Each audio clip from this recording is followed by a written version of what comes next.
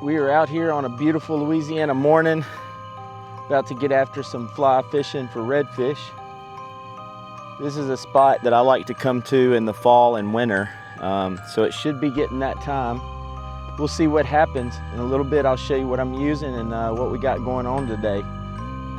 In the meantime, I'm gonna slow roll us to our fishing spot. Today's supposed to be sunny all day and no wind, so all those things should help us out. Water's dirty right now. I'm hoping it'll clean up when the tide starts going out. One thing that's pretty shocking is the water is like extremely high right now, like higher than I've ever seen it in this particular spot. So we'll see how all that plays out in the end. But I mean, I know the tide should start rolling out, should drop pretty hard if it's not already starting now. So water level will be dropping. We'll just have to wait and see how much. We're gonna call a little bit of an audible. This place where I normally fish in here, water's still really high. And also the sun is just glaring in my face right now. So what we're gonna do is we're gonna go back out to a spot that's normally too shallow to get to, but it sometimes does hold some fish. So we're gonna see if we can fish that until the tide drops a little and the sun gets a little higher. So probably be more ideal conditions for back here at that point. So we're gonna get out of here, not disturb anything too much, and fish this, and then maybe when that gets to be more prime, we'll come back in here.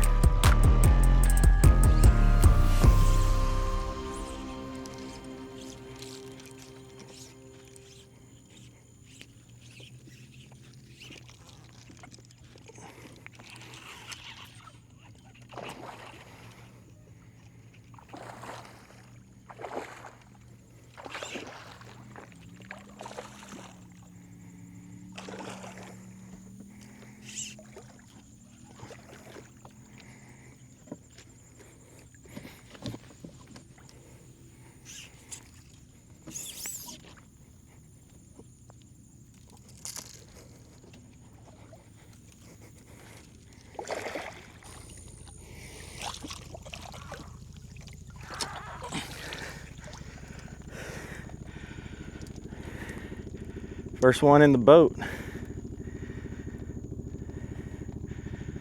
It's a pretty red. It's got two spots on that side. Man, he is glowing copper. Beautiful. Recap real quick. I was headed out to the place that I was telling y'all about and going through basically this cut through out here to get to this other flat. And when I came through, I saw two redfish immediately.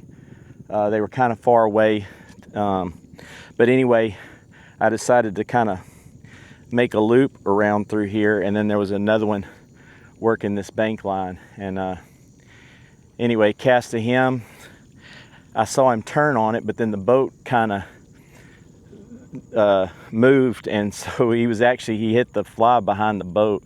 So anyway, I saw him turn on it and then felt the line go tight. Anyway, I'm gonna retie this because he definitely frayed me. I'm gonna kind of make some passes through here because this is just a ridiculous amount of redfish that I've seen in here. And the water's deep in here, but they're kind of floating on the top of the water. And one of them I saw, if that was a redfish, he was a bruiser. So I'd like to stick him. So what we got going on right here is the tide is going out. It's actually starting to move pretty quick now. And basically this is a big choke point for all the bait fish, shrimp, and all the stuff that's getting flushed out of this flat and marsh out to that flat and then eventually to the canal. So these redfish are mulling around in this choke point and eating stuff that's coming through here. hopefully we can find something else. Like I said, I saw like 2 fish right off the bat here, and they were too far away. And then I saw some like commotion going on over there, so I went over there, saw one, he went down, and then there was another one right behind him, so that's the one I was able to stick. Well, as expected, the water kind of cleared up. Still really high. Problem is now is we have a bunch of clouds that have moved in, and we have a huge dark cloud that's been sitting covering the sun for, I don't know, the last 30 minutes. It's like it's not moving, so that is not helpful at all. Like I said, the water's actually clearing up a little bit. Still high, but if we had some sunlight, we might be able to see some fish. So I'm back over where I wanted to originally fish, the flat that I came to this morning, but the sun is playing peekaboo right now, so hopefully it'll peak out about the time that I hit the section that I want to fish and don't disappear for a while. We shall see. Need to say a prayer to the fish gods, I guess.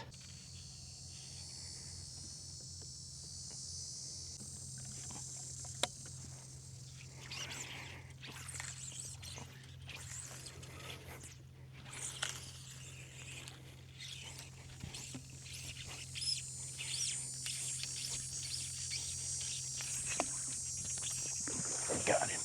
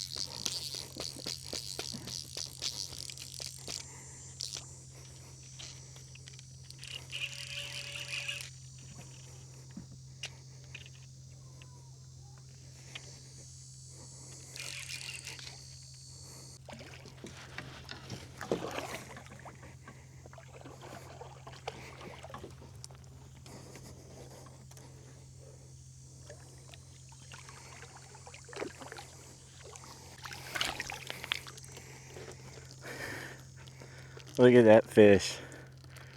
What a beautiful fish. I knew if that sun would stay out long enough, we'd be able to see some. I saw him from a long way away. He inhaled that sucker.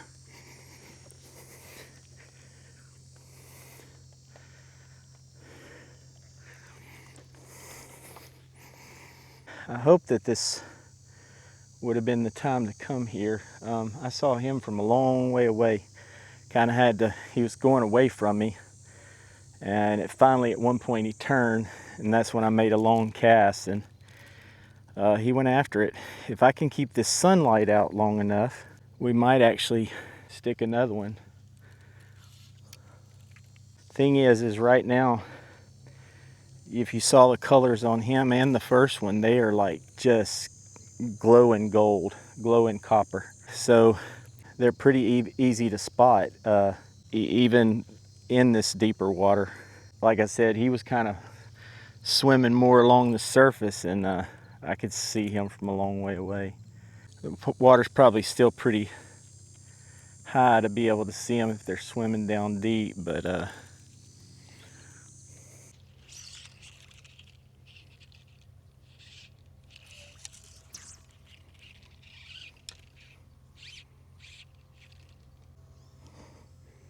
dang, that fish came out of nowhere. I don't know where he went. So I was making a pass through there, and I just happened to turn around backwards and look, and there was a red that came out of the grass. Like, he was deep in there. I never even saw that joker when I went by. By then He was behind me. It was a little too late. Not much I could do. I tried to circle back around this way to see if I could see him again, but that's a no-go. That's the first one I've seen today that was pushed way up in the grass. We're gonna make a move, do something totally different. I'm a little tapped out on this place. We'll go see if we can't find something else in a different location.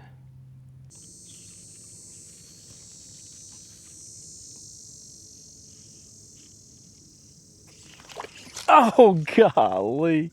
He was right underneath the boat. So I just dropped the fly down. I didn't know exactly where he was because I couldn't see him. And I kind of pulled the fly up a little bit. When I did, he come up and hammered it. I didn't hook him.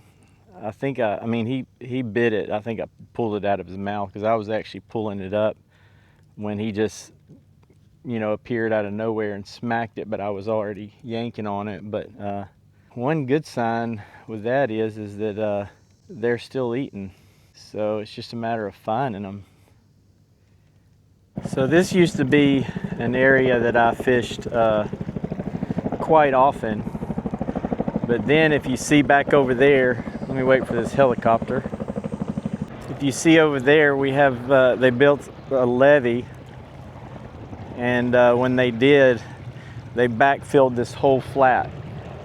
So it's, like a couple inches deep usually. Like even on, I'm not talking about low tide, I'm talking about normal. So I couldn't fish here anymore. I decided to come over here now because this water is like just stupid high. I thought maybe I could get back here and maybe even catch a fish. We'll see.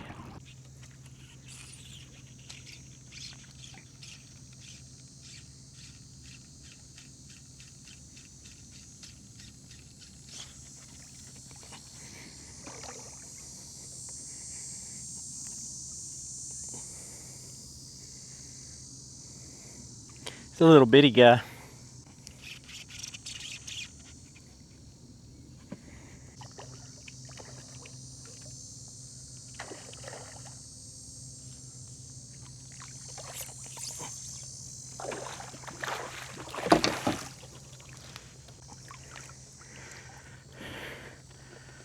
Yes, sir. He inhaled that sucker.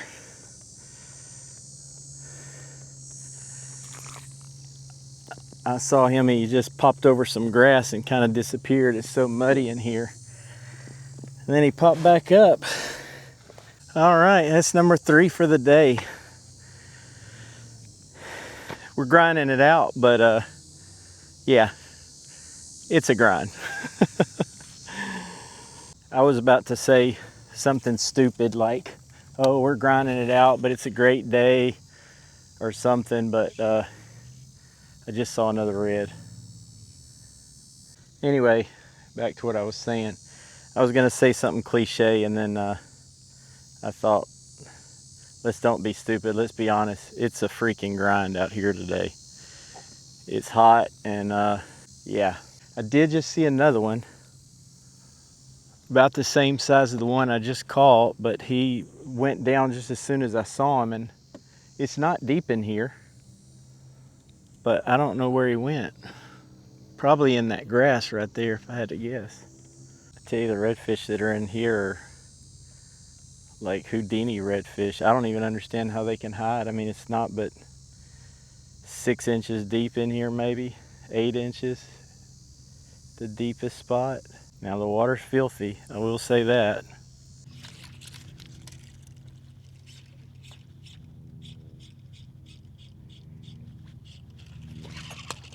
Gah! He waited the last minute to eat that. I'd given up. Oh, that's funny. He came out of nowhere.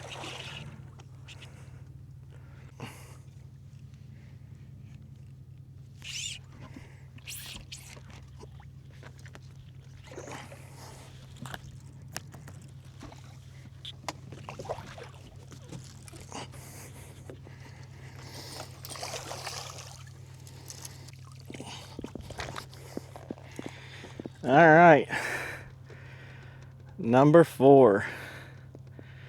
It's been a grind, but we put a limit in the boat.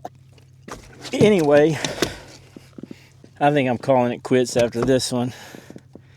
I'm starving and I'm hungry. I mean, I'm starving and I'm dying of thirst too, so. All right, number 4. And I've got an utter mess here. So that fish, I saw him, I cast to him, and then he went down, swam down, and I stripped, and as far as I knew, I was way past where he was. And then I was actually almost running out of fly line, and all of a sudden, bam, tension, and he took off. Like it was last minute. That eat was last minute. All right, folks, thanks for coming along. Thanks for watching. I'm gonna fish my way out. If something happens, I'll try to get the camera on. But my camera's saying that my battery's almost dead, and to be quite honest with you, I don't feel like digging out another battery, especially since I'm about to jump on the big motor in about, I don't know, 100 yards, and I'm gonna hightail it to the launch. It was a grind. We did catch a limit. One of them was a nice, a decent sized red. The other one was kind of mid-slot, and then the last two were kind of, they were still kind of lower to mid-slot, I guess. But anyway, it's always fun to be out here, and it's definitely always fun to catch redfish on the fly. So get out there and make it happen for yourself. There's a red right there. I'm about to run over him. It's too late to cast to him. Wow. All right, I'm sorry. Till next time. All right, I just caught it. Oh, God. I didn't have time to turn the camera on for that one. I was heading back, and there's a redfish that come off the bank, and he's like hightailing it with the boat. Oh, there's another one, or maybe the same one. Anyway, I just had to like pull it like this beside the boat, and he smashed it. Obviously, I'm sorry, can't even talk right now. Obviously, it's, very hard to set the hook. You really can't set the hook when it's right on the side of the boat, but it was cool anyway. He was clear as could be, like basically swimming like he was racing the boat. So I just flipped the fly out like that, or just, kind of did a little side cast and pulled it, and he hammered it.